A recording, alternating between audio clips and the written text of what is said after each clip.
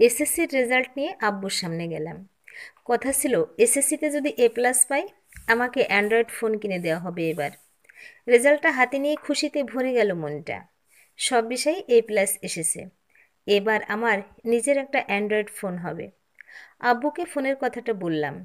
আব্বু উদাস চোখে তাকিয়ে বললেন, কলেজে ভর্তি হও আগে। রুমে ফিরে এলাম। আমার একটা মোবাইলের শখ ছিল, খুব শখ ছিল। বন্ধুরা ক্লাস 9 থেকেই অ্যান্ড্রয়েড ব্যবহার করে। অনেকের হাতেই অদ্ভুত সুন্দর সব ফোন। আমি নোকিয়া N সিরিজের পুরনো একটা মোবাইল ব্যবহার করি। আম্মার ছিল কোনো এক সময় মোবাইলটা। ওটা নিয়ে কারোর সামনে যেতাম না, বেরও করতাম না। ওটা দেখলেই বন্ধুরা হাসাহাসি করতো। এবার ভেবেছিলাম সত্যিই একটা অ্যান্ড্রয়েডের মালিক হব। তার হবে না। আব্বু মোবাইল কিনে দিবেন না। প্রতিবারই এমন হয়। কোনো জিনিস পছন্দ করলে সেটা কিনে দেওয়া হয় না আমাদের। ঈদ শপিংয়ে গিয়ে কোনো একটা জামা পছন্দ করলে আব্বু আম্মু প্রাইস ট্যাগ দেখে মুখ শুকনো করে ফেলেন। এরপর বলেন, এটা তোর গায়ে হবে না, অন্য জামা দেখি। এসব নিয়ে সত্যিই আমার আফসোস ছিল না, কিন্তু মোবাইলটা খুব করেই চাইছিলাম। সেই আশা পূরণ হবে না। আমার কান্না পায় খুব। কোনো রকমে কান্না লুকাই। ভাইয়া টিউশন থেকে ফিরেছে সেই সময়। ভার্সিটি থেকে ফেরার পথে টিউশন করে আসে ভাইয়া। 2টা টিউশনই। সপ্তাহে 6 দিনই করতে হয়।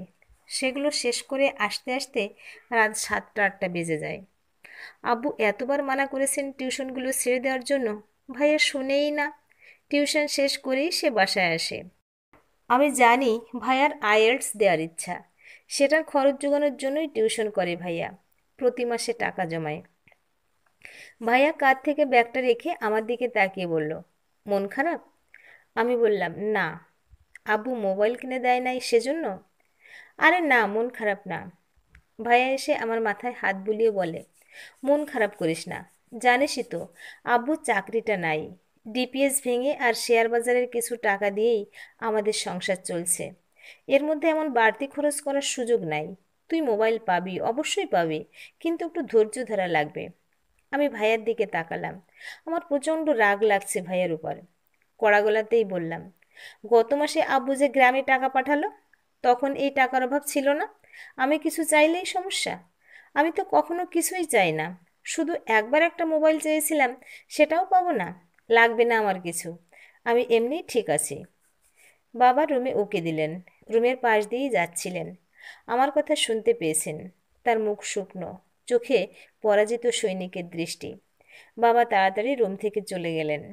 ভাইয়া রেগে গিয়েই বলল, তুই এসএসসি পাশ করেছিস, একটু তো বুদ্ধি হওয়া উচিত মাথায়। পরিবারের সমস্যাগুলো বোঝা উচিত তোর। বলেই ভাইয়া চলে গেল অন্য ঘরে। আমাদের কোনো কারণে ঝগড়া লাগলে ভাইয়া অন্য রুমে চলে যায় বই নিয়ে। রাতে খাবার টেবিলে তেমন কথা হলো না। আমি মুখ গোমড়া করে খাবার সারলাম।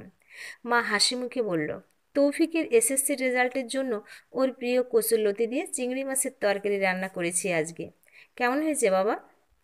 আমি বলি, ভালো। শুকনো মুখেই বলি। আম্মু আর কিছু বলে না।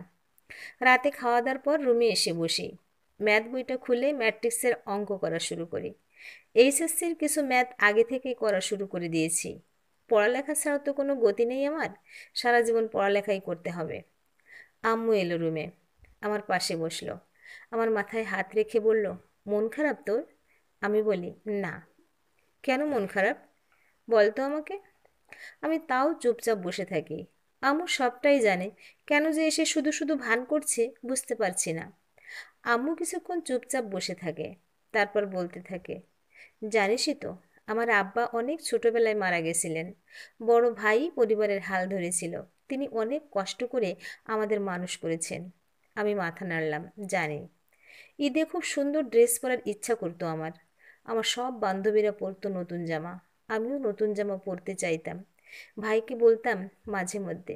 জানতাম তার নতুন জামা কিনে দেওয়ার সামর্থ্য নাই, তাও বলতাম। তিনি মাথা নিচু করে রাখতেন। কোনোদিন ড্রেস কিনে দিব বলতেন, কোনোদিন কিছুই বলতেন না। ড্রেস কিনে দেওয়ার কথা বললেও খুব কম ঈদেই তিনি নতুন ড্রেস কিনতে পারতেন আমাদের জন্য। আমি মায়ের দিকে তাকাই। মা উদাস চোখে জানালার দিকে তাকিয়ে আছেন। তার চোখে ফেলে আসা ঈদের দিনের স্মৃতি। ঈদের দিন সকালে আমরা বান্ধবীরা সবাই একসাথে মিলে ঘুরতে বের হতাম। সবার গায়ে নতুন ড্রেস। রোদ পুড়ে ঝলমল করতো ড্রেসগুলো। শুধু আমার গায়েই নতুন কোনো জামা থাকতো না। 2 বছরের পুরনো ঈদের জামা পরেই বের হতাম। আটসাট হয়ে থাকতো জামা। আমার কান্না পেত, খুব কান্না পেত। আমি কষ্টের কথা কাউকে বলতে পারতাম না। মা হঠাৎ করে চোখে আঁচল চাপা দিল। তার চোখে পানির অবাধ্য ধারা বাঁধ ভেঙেছে। তিনি চোখের পানি লুকানোর চেষ্টা করছেন, পারছেন না। আঁচল ভিজে যাচ্ছে পানিতে। কান্না খুব একটা অদ্ভুত জিনিস, খুবই ছোঁয়াচে, দ্রুত সংক্রমিত হয়ে যায়। আমার চোখ যে কখন ভিজে এসেছে আমি টেরই পেলাম না। আম্মু জামাটার দিকে তাকায়। 2 বছরের পুরনো জামা। 2 বছর আগে বাবার চাকরি চলে যায়। এরপর 2 বছরে ঈদে মা নতুন কোনো জামা কেনেননি। আমি আম্মুর মুখটা আলতো করে ধরে বলি, বোকা আম্মু, তুমি কাঁদছো কেন? আমার মন খারাপ নাই, সত্যি, বলে তাড়াতাড়ি চোখ মুছি। আম্মু চোখ মুছে আমার মাথায় হাত বুলিয়ে দেয়। ছেলের সামনে এভাবে আবেগ দেখিয়ে ফেলায় তার মুখে সারা পৃথিবীর লজ্জা ভর করে। লাজুক মুখেই তিনি হাসেন। আমি অবাক মুগ্ধতা নিয়ে দেখি। পৃথিবী তার সব সৌন্দর্য নিয়ে আমার কাছে এলেও তা আম্মুর এই কান্না ভেজা লাজুক হাসির সমান হবে না। আমি আব্বুর কাছে যাই, গিয়ে বলি, আব্বু, আমার মোবাইল লাগবে না। আব্বু চশমার ফাঁক দিয়ে আমার দিকে তাকিয়ে বললেন, কেন? আমি বললাম, এখনো তো কলেজে ভর্তি হই নাই, মোবাইলের দরকার নাই এখন। আর শুনলাম এসএসসির রেজাল্টের উপর ভিত্তি করে স্কলারশিপ দেয়, ওটা যদি পাই তাহলে ওটা দিয়ে কিনবো মোবাইল। আব্বুর মুখটা প্রসন্ন হাসিতে ভরে গেল। তার কাঁধের ওপর থেকে যেন খুব একটা বড় বোঝা নেমে গেছে। আব্বু হাসি মুখে বললেন, ঠিক আছে, তোর যেমন ইচ্ছা। এসএসসির স্কলারশিপের রেজাল্ট দিল। অদ্ভুত ব্যাপার হলো, আমি স্কলারশিপ পেয়ে গেলাম। ট্যালেন্ট পুলে না অবশ্য, সাধারণ গ্রেডে। বৃত্তির টাকা তুলে মার্কেটে গেলাম। সারি সারি মোবাইলের দোকান, থরে থরে অসাধারণ সব মোবাইল সাজানো। সবগুলোকে পাশ কাটিয়ে একটা কাপড়ের দোকানে ঢুকলাম। আম্মুর জন্য একটা সুন্দর দেখে সালোয়ার কামিজ কিনলাম। আর বৃত্তির টাকার মধ্যেই ওর দাম হয়ে গেল। বাড়ি এসে আম্মুর হাতে দিলাম জামাটা। আম্মু ধমক লাগালেন, বললেন, এত দাম দিয়ে কেনার কি দরকার ছিল এটার? একটা মোবাইলই কিনতি, মোবাইল তো তোর দরকার। আমি হাসলাম, না আম্মু, এখন আর দরকার নেই। আম্মু হাসলো আমার সাথে। আম্মুর চোখে এক ফোঁটা পানি চিকচিক করছিল, স্বর্ণাভ সূর্যকোনার মতো। সেই দৃশ্যের কাছে মোবাইল কেনার খুশি কিছুই না। আমার বৃত্তির কিছু টাকা বেঁচেছিল, সেটা নিয়ে ঠিক করলাম সবাই কোথাও খেতে যাব। 2 দিন পর সন্ধ্যাতেই বাসার কাছের এক রেস্টুরেন্টে বসলাম আমরা। ভাইয়া ভার্সিটি থেকে আসতে একটু দেরি করছিল। এসেই আমার হাতে একটা প্যাকেট ধরিয়ে দিল। প্যাকেটে একটা নতুন সুন্দর অ্যান্ড্রয়েড ফোন। আমার কান্না পেয়ে গেল। আমি কোনো রকমে কান্না আটকে বললাম, আমার তো এটার দরকার ছিল না ভাইয়া, তুই শুধু শুধু কেন আনতে গেলি? আইএলটিএস জন্য টাকা জমাচ্ছিস, সেই টাকা দিয়ে এটা কিনেছিস তাই না? ভাইয়া বলল, আরে বোকা, আইএলটিএস দিতে দেরি আছে, ততদিনে যত টাকা দরকার লাগবে জমিয়ে ফেলবো। আর পুরো টাকা আমি তো দিইনি, বাবাও দিয়েছেন। উনিও বলেছেন তুই এত ভালো রেজাল্ট করেছিস, তোর জন্য যাতে একটা মোবাইল কিনে ফেলি। আমি বাবার দিকে তাকালাম। তিনি আর মা দূরে বসে আছেন, বাইরে তাকিয়ে রাতের শহর দেখছেন। সুন্দর লাগছে তাদের দেখতে। খাবার চলে এলো। চামচ, ছুরি এসব দিয়ে আমাদের খাওয়ার অভ্যাস নেই, তবু এসব দিয়ে খাওয়া শুরু করলাম। খেতে বসে কত যে কাণ্ড! এর হাত ফসকে যাচ্ছে, ওর হাত পিছলে যাচ্ছে, ফ্রাইড চিকেনের টুকরো এখানে ওখানে ছিটকে যাচ্ছে। বাবা মা এসব নিয়ে খুব হাসছেন। আমি আর ভাইয়া মুগ্ধ হয়ে তাদের দেখছি। বাবা মায়ের হাসির মতো এমন সুন্দর দৃশ্য জগতে আর একটিও নেই। আমি জানি আমাদের জীবন এমন থাকবে না। ভাইয়া আইএলটিএস দিবে, বিদেশ যাবে, আমি দেশেই বড় চাকরি করব। বাবা মা ভাইয়াকে দেখতে যাবে বিদেশে। তারা স্নোফলের মাঝে হাঁটবেন হাত ধরাধরি করে। দেশে এসে আমার গাড়িতে চেপে বাড়ি ফিরবেন।